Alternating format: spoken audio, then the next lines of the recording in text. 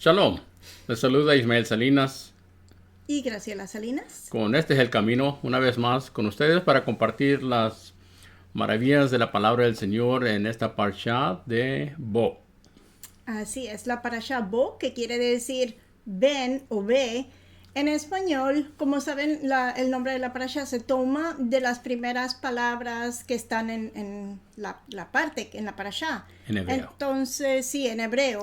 En español, al traducirla, la palabra es preséntate. Entonces aquí el Señor le está diciendo a Moisés, ve y preséntate delante del faraón. Y bueno, esta parashá se va a leer mañana, el 28 de enero del 2023. Esta parashá se encuentra en Éxodo 10, versículo 1 hasta el 13, versículo 16. La Haftará está en Jeremías 46, del 13 al 28. Y el Brit Hadashah está en dos partes. Primero en Juan 19, versículos 31 al 37. Y en Apocalipsis 8, versículo 6, hasta el capítulo 9, versículo 12. Y empezamos, como saben, estamos hablando acerca de recuperar el dominio que perdimos en el jardín del Edén cuando el enemigo entró con el pecado. Y perdimos tanto la comunión como el dominio de la tierra que el Señor nos había dado desde el principio. Ya recuperamos la comunión en la primera venida del Señor Yeshua HaMashiach, cuando Él muere en el madero. Él viene a hacer el sacrificio, y vamos a hablar un poquito más del sacrificio de Pesach. Amén. Hoy. Pero cuando Él viene a hacer el sacrificio, pues su sacrificio es tal que nos cubre a todos, nos ayuda a volver a esa comunión que teníamos originalmente. Me gustaría poner las cosas un poquito más en perspectiva, porque vamos a pasar bastante tiempo en el libro de Éxodo, pero hay que reconocer que lo que pasó en el Gan Eden, el jardín del Edén, fue que esto causó repercusiones a través de las generaciones de la humanidad. Y lo que afectó con el primer hombre, Adán, nos ha afectado a todos hasta hoy en día. Es decir, por causa de la desobediencia entró el pecado al mundo. Y de tal manera que nos ha afectado desde el principio hasta hoy. Entonces el proceso de restaurar las cosas o recuperar el dominio este es un proceso que vamos a ver a través del libro de Éxodo, cómo el Señor está obrando. Aquí ya han pasado 400 años y el Señor empieza a dar la libertad a su pueblo. Y vamos viendo como un gran barco en el mar va dando vuelta, pero no es de inmediato. Es poco a poco hasta volverlo a traer a su curso original donde el Señor lo quería que tuviera este barco, ¿verdad? Y así es con la humanidad. El Señor está volteando todas las cosas para recuperar este dominio.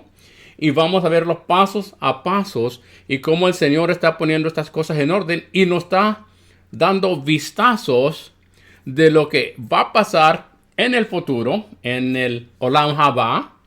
Entonces, vamos a poder ver un poquito de las cosas que el Señor diga. No te desesperes, mira lo que voy a hacer. Mira, esta es otra cosa que voy a hacer. Y que vayas entonces mirando con esos ojos espirituales para ver la obra final de nuestro Dios. Así es. Y bueno, pues vamos a seguir con las plagas. Pero me gustaría, ¿cómo se dice plagas en hebreo? En hebreo la palabra plagas es negev. Suena como el Negev, pero no es como el desierto, sino que es Negev con el kuf al final. Entonces terminas con una F. Sí, con el sonido de la F, sí, Negev. ¿Verdad?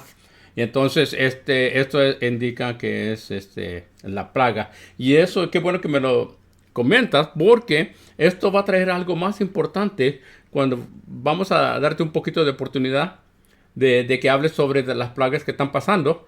Y cuando lleguemos en el capítulo 12, me gustaría hacer hincapié para hablar un poquito más y desglosar esta idea. Perfecto. Pues bueno, vamos a adentrarnos ya. Estamos en la 8ª plaga. En esta parashá vamos a hablar de las últimas 3 plagas y terminamos con Pesach, la institución de la Pascua o Pesach que nosotros conocemos. Y la 8ª plaga es la plaga de las langostas. Esta plaga viene a representar o a dañar o a lastimar al dios Set, que era uno de los más grandes. Este dios Set era el dios de las tormentas y el desorden. Y vaya que si vino a poner desorden esta plaga de langostas. Sí. Una de las cosas importantes en cuanto a esta plaga, varias cosas que pasan por primera vez. Están pasando cosas tan y tan maravillosas, no digo en el sentido positivo de maravillosas, pero asombrosas más bien, que nunca se habían visto, al menos las generaciones no las habían visto. Y Dios en el versículo 2 le dice, para que cuentes a tu hijo y a tu nieto cómo me he burlado de los egipcios y cómo he mostrado mis señales entre ellos, y para que sepas que yo soy el Señor. Amén. Entonces aquí nos viene a decir que se burla de los egipcios y por supuesto de sus dioses. Exactamente. La otra cosa es que, es la única parte donde se mencionan generaciones en un aspecto positivo. Cuéntales. Y sabemos que nuestro Dios, para Él es muy importante que nosotros pasemos la palabra, el recuento de las historias de generación en generación. Hermanos, si no tienen algo mejor que hacer, pues sería bueno que cuando los nietos estén ahí, no les den los electrónicos para que jueguen, platíquenles de historias, léanles de la Biblia. Hay Biblias incluso que cuentan las historias como si fuera un cuento y no necesariamente como nosotros lo leemos, lo que sea, pero haga el propósito de contarle a sus hijos y a los hijos de sus hijos de todas estas maravillas. Dios nos lo dice varias veces en la Biblia. Una palabra importante en hebreo que es para recordar es Sakor. Y Sakor les dice no solamente que recuerden, sino que hagan memoria de ellos. Y vamos a ver cómo a través de la fiesta de Pesach, el Señor vuelve y dice qué es lo que tiene que hacer y de contarle a sus hijos lo que pasó para que pudieran acordarse de las maravillas que hizo y recordarse, siendo memoria de ellas. Y entonces para hacer memoria de ellas tiene que ser un ciclo donde vuelvas a repetirlo para que tus hijos lo aprendan bien y le enseñen a sus hijos y ellos a sus hijos. Así es. Y bueno, pues ya a los israelitas les dicen, platiquen las maravillas que hice para salvarlos. Y también menciona que los egipcios hablarán de esto a sus hijos y a sus hijos, porque va a ser una plaga tal que nunca se había visto en Egipcio ni en el mundo hasta ese día. Y así es que platícatelo. Por tu lado, por nuestro lado, los que estamos con Dios, pues algo asombroso para liberarnos. Los que están sin Dios, pues algo asombroso para destruir. Es increíble esa dinámica, ¿verdad? Porque aún en nuestros días, cuando nosotros pensamos de lo que va a pasar, miramos nosotros anticipando la venida de Mesías y decimos, conforme a la palabra de Adonai, que dice, entonces vendrá el día grande y terrible de Adonai. ¿Y se refiere a que es grande y terrible para nosotros? No, es para aquellos que no lo tienen a Él como el Elohim de ellos, el Dios de ellos. Pero para nosotros va a ser un día de anticipar de su venida con esa expectativa de ser reunidos con nuestro Dios. Una de las cosas que vemos o que hemos leído, y bueno, discúlpenme, pero que he visto en la novela Moisés y los 10 mandamientos, Si gustan verla, es una novela que, bueno, le añaden muchas cosas entre tiempos y tiempos. Pero es cierto de que en el palacio del faraón había mucha abundancia. Una abundancia de todo, de riquezas. Era el país en ese entonces, era la nación más poderosa del mundo. Entonces había abundancia. Con estas plagas, especialmente esta, viene a destruir todo lo que el granizo, la plaga número 7, no destruyó. Ahora las cosechas ya no se van a dar en abundancia como antes. Empiezan a sentir realmente la falta de alimento. Yo creo que es importante notar, como estás diciendo tú, que no solamente fue una plaga y luego otra, esto está malo, esto está malo, pero sino que fue, ¿cómo le dirías en español? Exponential. Entonces, es decir que esto, le pones el otro encima y entonces ya no es el doble, sino que se multiplica. Se van agravando. Se va agravando más y más. Porque recuérdense, no solamente pasó lo con el granizo, sino que también devastó a todos los animales. Entonces, todo el país iba a quedar devastado. Exacto. En gran manera. Y no solamente, y si eso no fuera suficiente, entonces vamos a ver qué va a pasar con la última plaga. Sí, entonces aquí pues ya el faraón empieza a reconocer a nuestro Dios y dice en el versículo 16, entonces Faraón llamó apresuradamente a Moisés y Aarón, esto es después de que se da la plaga de la langosta, y dice, he pecado contra el Señor vuestro Dios y contra vosotros. Reconoce a nuestro Dios. Ahora pues os ruego que perdonéis mi pecado solo esta vez y que roguéis al Señor vuestro Dios para que quite de mí esta muerte. Pero, si me permite decir, al muerto ya le voy a decir, ¿verdad? Sin embargo, vemos que algo está pasando. Él estaba listo ya para arrepentirse, parece, pero el Señor ha endurecido el corazón para mostrar su poder. Sí, porque el Señor no ha terminado con todas las plagas. No podemos aquí de que sí se arrepienta y que se acabe aquí la cosa, porque realmente no va a ser un arrepentimiento genuino y duradero. De veras que necesitaba el faraón y los egipcios tener una lección completa para que se pudiera mostrar el poder del Señor y que una vez que salieran, no solamente salieran, sino que ya no fueran perseguidos. Y aunque lo fueron, bueno, lo vamos a ver más adelante, al final del día ellos pueden empezar su viaje hacia la tierra prometida ya sin el temor de las tropas del faraón. Exactamente. Y pues sí, es exactamente lo que viene adelante, ¿verdad? Que el Señor endureció su corazón. Y eso da pie para que venga la 9ª plaga. Y anteriormente, como les dije, en la 8ª era el rey Set. Ahora en la 9ª es la plaga de las tinieblas, la oscuridad. Y esto es sobre uno de los más grandes dioses, no solo de los egipcios, pero sabemos que hoy en día muchas partes, religiones, denominaciones y aún tribus, y me estoy refiriendo no a tribus como la tribu de Israel, me estoy refiriendo a tribus de indios, de gente indígena. Exactamente, de los indígenas, tienen el dios Sol. Y claro, siendo mexicana, pues yo pienso en los mayas, en los aztecas, en los incas, todos esos tribus que tenían como dios al dios Sol. Es un dios, quizás porque la gente lo ve tan grande, tan enorme, tan poderoso, que necesitan ver algo que les diga en su corazón que hay algo más grande que puede hacer cosas por ellos. Y este dios era el dios Ra, que era el dios Sol. Es interesante que antes de que llamaran a dios Ra, le llamaban por otro nombre, se me va el nombre, pero era el dios de la creación. Y entonces fue evolucionando esto y entonces lo hicieron como el dios Ra, porque él era el donde proviene muchos de los beneficios, la vida, la abundancia y el poder de crecer, tantas cosas.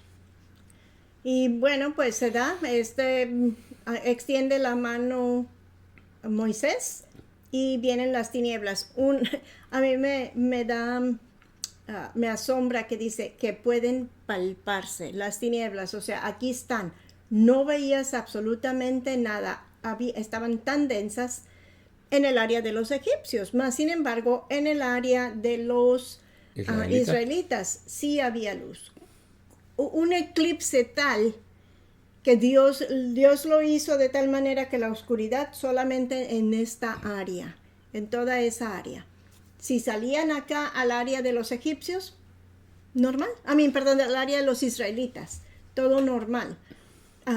Otra cosa que viene a hacer esto es que los egipcios empiezan a reconocer que sus dioses no los están protegiendo, que sus dioses de madera, de piedra, de lo que sea, no están haciendo nada por ellos, que los amuletos que tienen, su casa llena de tantos amuletos y tantos dioses, no hay diferencia si los tienes o no. La única diferencia es los israelitas. Así es que empezamos a ver algunos egipcios que se empiezan a ir hacia el lado de los israelitas para conocer más de ese Dios tan poderoso que ha podido derrotar hasta ahorita a 9 dioses. Para mí es importante, siento que ese es el dios Ra, el sol, para tener una oscuridad tan densa, como estabas diciendo tú, que se puede palpar, quizás poco difícil de imaginar si nunca ha estado en ese tipo de oscuridad. Porque a veces vamos, por ejemplo, salimos de noche cuando no hay tan nublado o lo que fuera, sales y está oscuro, sin embargo, puedes ver. Puedes ver, quizás no muy enfrente de ti, ¿verdad? Pero puedes ver un poco. Puedes ver a la distancia que hay luz o puede ver diferentes objetos. Entonces, no es completa oscuridad.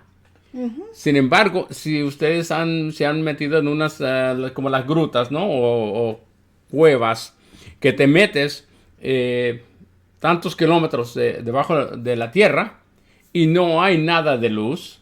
Y entonces, esa es una oscuridad que se puede palpar. Es decir, está tu mano enfrente de ti, pero está tan cerca y como quiera todavía no la puedes ver porque no hay nada, no penetra nada de luz. Y así esto para mí demuestra quién es el que tiene el poder sobre todo.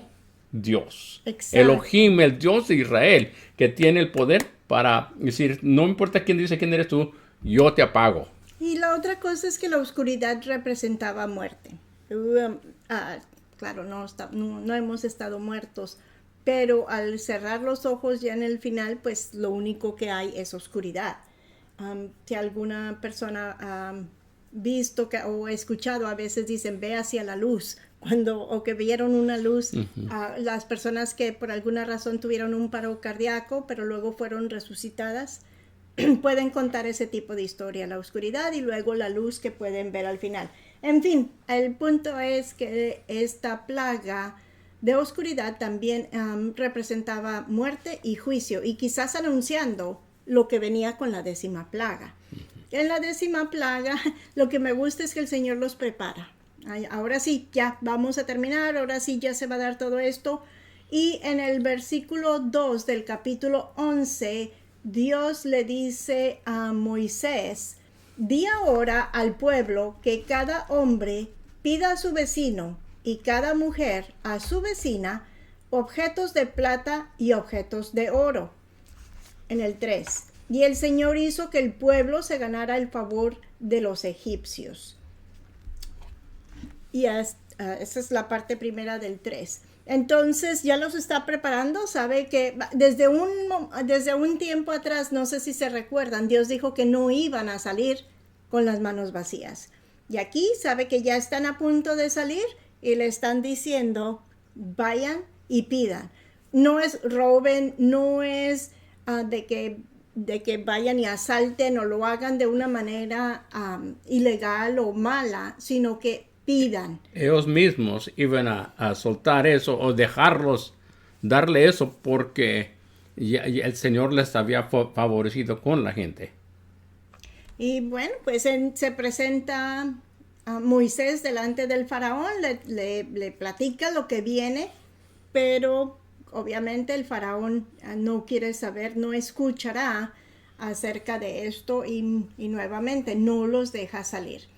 Mientras todo esto pasa, el pueblo se empieza a preparar. Aparte de ir a pedir todo eso, Dios empieza a hablar de la Pascua, que es algo de lo porvenir. Nosotros sabemos, sobre todo aquellos de nosotros que hemos celebrado Pesach, como dice aquí, nuevamente, si usted no ha celebrado un Seder de Pesach, como dice la Biblia, de veras que es algo bastante poderoso, que nos enseña mucho de lo que Dios hizo y por qué instituyó el Pesach en aquel tiempo, que nos hablaría de nuestro sacrificio, el último, el que realmente iba a venir a ser de una vez y para siempre, que nos regresaría a la comunión con nuestro Dios.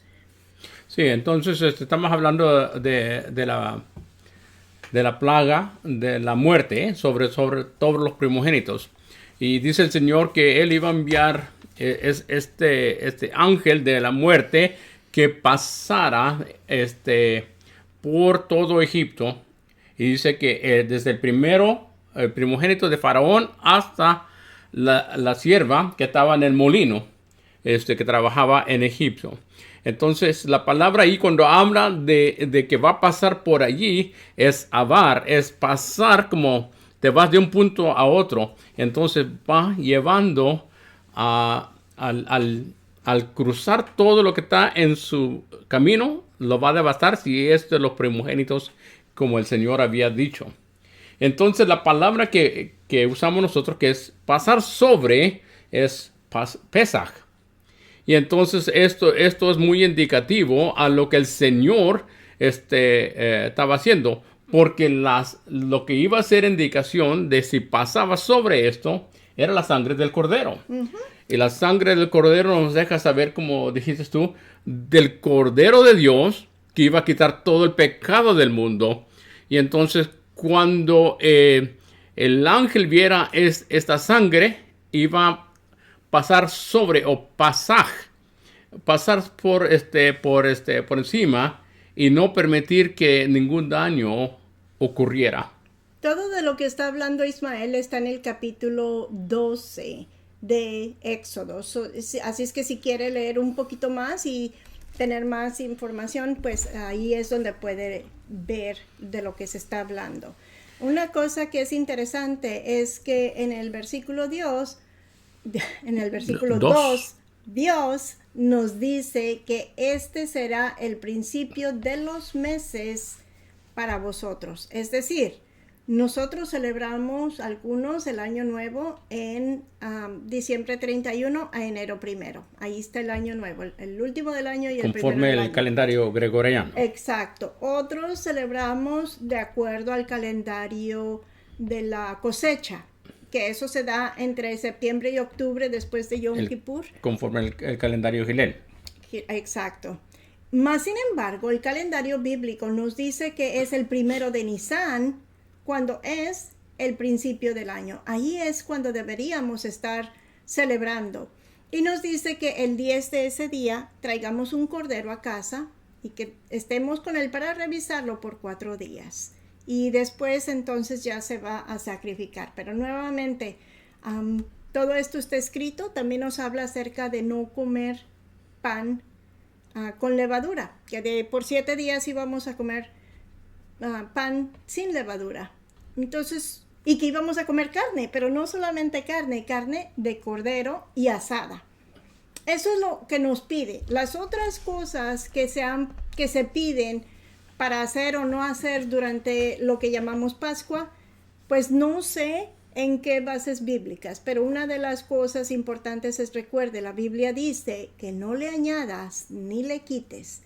Entonces esta es la ley y posteriormente en el versículo 14 del mismo 12 nos dice que este día será memorable y lo celebraréis como fiesta a Adonai o al Señor por todas vuestras generaciones como ordenanza perpetua. Amén.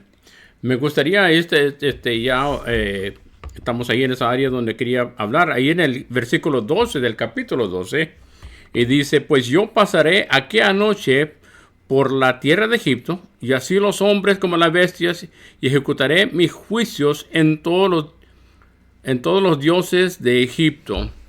Dice yo, Adonai. Entonces, recordemos que esta es la última plaga, o Negev. Y esta palabra es Negev, es interesante porque vamos a hablar de otro Negev. Un Negev muy interesante y que te va a dar otro punto de vista. Porque quiero leerles el capítulo 8 de Isaías y el versículo 14, y dice así. Permíteme un segundito. No, ya no veo. Okay. Entonces, él será por santuario para a las dos casas de Israel, por piedra de tropiezo, para tropezadores, para caer, y para lazo y red al morador de Jerusalén. El énfasis que quiero hacerle es la piedra de tropiezo. Esta palabra en hebreo se llama Even Negev, igual como usamos la palabra Negev para la palabra plaga. Entonces, Even Negev quiere decir la piedra de tropiezo. ¿Y quién era esta piedra de tropiezo? Yeshua. Yeshua es para aquellos que no le aceptaban o no lo han aceptado, es una piedra de tropiezo. Es decir, va a ser como la plaga esta que te va a derrotar y te va a quitar todo porque no has puesto tu confianza en esta roca que es Yeshua. Y entonces esa es lo que quiero que veamos aquí como está atado. Aquí Negev era negativo conforme las plagas, y vemos que para nosotros que confiamos en el Even Negev, entonces él es nuestra roca de salvación, pero roca de tropiezo o piedra de tropiezo para aquellos que lo han rechazado, así como lo estaba diciendo Egipto. Exactamente. Y bueno, otra cosa importante que hace en esta parashá es la consagración de los primogénitos. Y ya desde antes, con Abraham, él le pidió que sacrificara a su primogénito. El primogénito tan esperado, tan amado, tan deseado, que vendría a cumplir la promesa de Dios de que se iba a multiplicar por su simiente, la simiente de Abraham. Mas, sin embargo, en un momento el Señor le pide que lo sacrifique. Y por eso le llamamos el Padre de la Fe, porque aun cuando era una petición bastante extraordinaria, difícil, como quiera, Abraham estaba dispuesto a cumplirlo, porque él confiaba ciegamente en que el Señor iba a proveer, como se lo dijo a su hijo. Ahora estamos consagrando a todos los primogénitos porque el Señor mismo va a consagrar, a dar y a sacrificar a su hijo unigénito. Claro que como con Abraham ya tenía un plan, el plan de que el cordero iba a ser proveído o provisto para que se pudiera sacrificar. Con nuestro Señor, con Yeshua HaMashiach, no hubo otro cordero que lo sustituyera.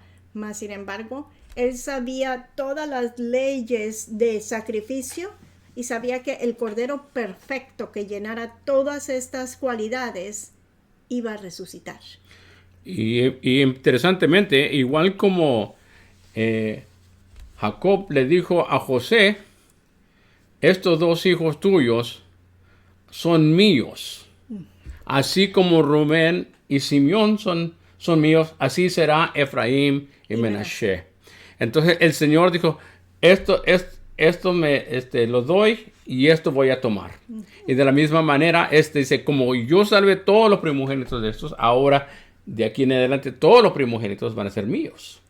Es bonito, ¿verdad? Absolutamente. Y bueno, terminamos con la plaga número 10.